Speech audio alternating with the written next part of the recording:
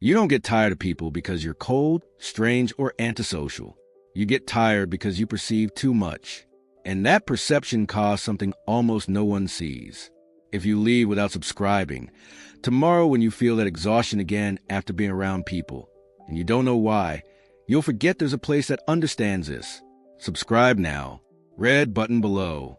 Because what's coming names the invisible exhaustion of someone who feels more than they can hold. You get tired of people. Not always. Not everyone.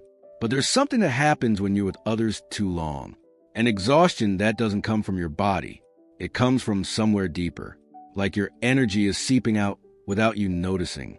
And after long encounters, meetings, conversations that seem normal, you feel an urgent need to be alone. Not to do anything specific. Just to return to yourself. Many people get energized by the constant presence of voices, opinions, movement. You feel something different, a subtle wearing down that arises not from the time itself, but from the invisible density of human contact. There's something in you that catches what's not being said, what's misaligned, what sounds false even when it seems polite. And that excess of silent reading exhausts you. It's not rejection of others. It's internal saturation. From early on, you learn that being with someone isn't just sharing space. It's absorbing climates, intentions, tensions, expectations. Your mind doesn't disconnect. Your body perceives. And over time, the need to pull away emerges, not from disinterest, from self-preservation. At first, this exhaustion feels confusing. You try to adapt. You force conversations. You stay longer than you want to. You smile when you're already empty inside. But something in you knows that has a cost. After long encounters comes the heavy silence, the urge to be alone, not to escape, to reorganize internally, like your psyche needs a clean space to return to center. Slowly, you notice it's not just any person that drains your energy. It's environments where everything needs to be performed, where there's veiled competition, social masks, unspoken expectations. You feel when you need to shrink to fit, when you need to translate too much of who you are, and that exhausts you more than the contact itself. What exhausts you is the lack of truth. There are people you can be with for hours without feeling worn down, but they're not many, and you don't find them just anywhere. They're presences that don't invade, that don't demand performance, that hold silence without discomfort. With them, there's no translation, no mask, no internal vigilance over what you say or how you say it. You simply are, and that doesn't exhaust you. That restores you. But those people are rare, and while they don't appear, you prefer being alone, because honest solitude exhausts less than superficial company. And that's not coldness. It's applied emotional intelligence. It's knowing your energy is finite, that you can't waste it in places where there's no real reciprocity, where there's only exchange of appearances. If you recognize this pattern of getting tired of people, even when you can't explain why, listen closely. Thousands arrived at this channel feeling exactly this. That social exhaustion nobody validates, because technically you were fine. You were polite. You participated. But inside, something emptied. And they found that this pattern has an origin, that you're not strange, that your system functions differently. Every day there's a new video that names what you carry in silence, but only those who subscribe receive it. Subscribe now. Hit that red button. Now, there's a deeper layer to this exhaustion. People who tire easily of others generally develop a rich inner life, not in the romantic sense, in the real sense. They think, they reflect, they observe. They're in constant dialogue with themselves. And that internal dialogue gets interrupted when the external world demands continuous superficial presence. It's like trying to hear delicate music in the middle of loud noise. The instinct is to pull away so you don't lose the internal sound, because that sound is important. It's where you process, where you understand, where you recognize yourself. Without it, you feel lost. So solitude isn't punishment. It's necessity.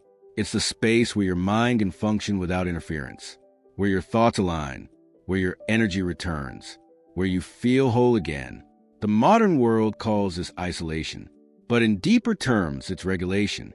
It's your system returning to balance after being outside itself too long.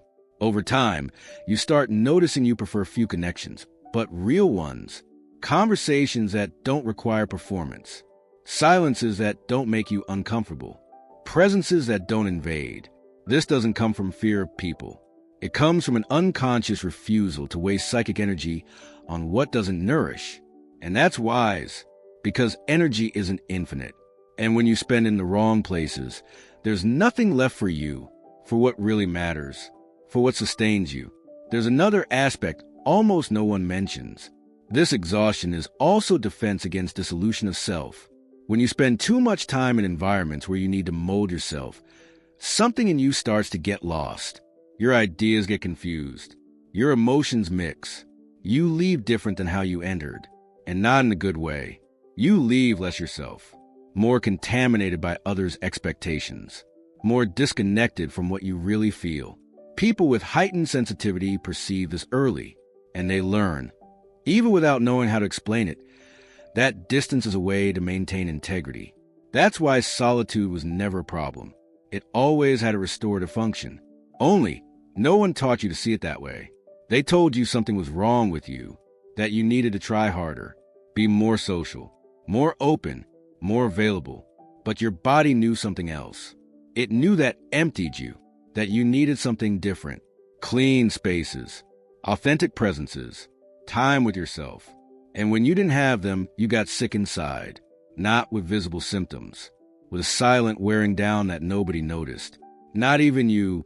Sometimes, you just knew something wasn't right, that you needed to leave, that you needed air, that you needed to return to yourself. And if you're sitting with this right now, feeling something shift inside, I want to know, when did you first realize that being around people exhausted you more than it energized you? Was it sudden, or did you notice it slowly over time? Drop a comment below. I read every single one. And your words might be exactly what someone else scrolling through needs to hear right now. So what do you do with this? Because recognizing it is good. But it doesn't change the fact that you live in a world that demands constant interaction, that values extroversion, that rewards social availability. And you're not that. You can't be without destroying yourself. This is where most people get stuck. They try to correct themselves, force themselves to be like others, to endure more, to socialize more, to be more available. But forcing this doesn't work. It only generates more exhaustion, more internal disconnection, more silent resentment toward the world and toward yourself.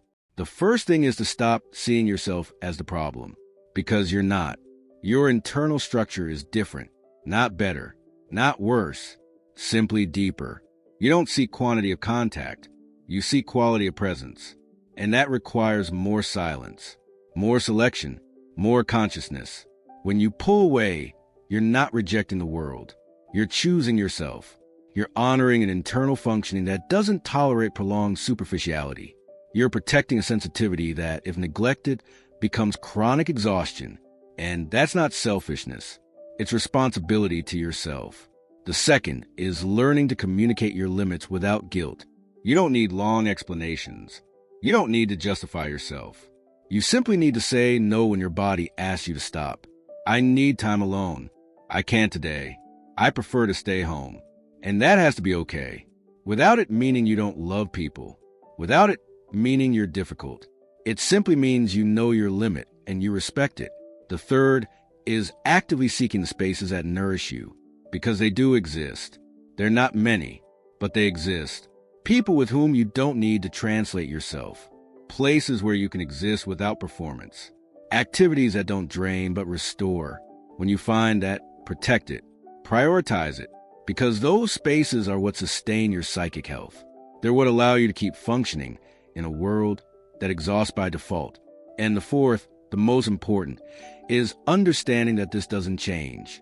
It's not a phase. It's not something you overcome. It's how you're made. And that's okay, because the world needs people like you.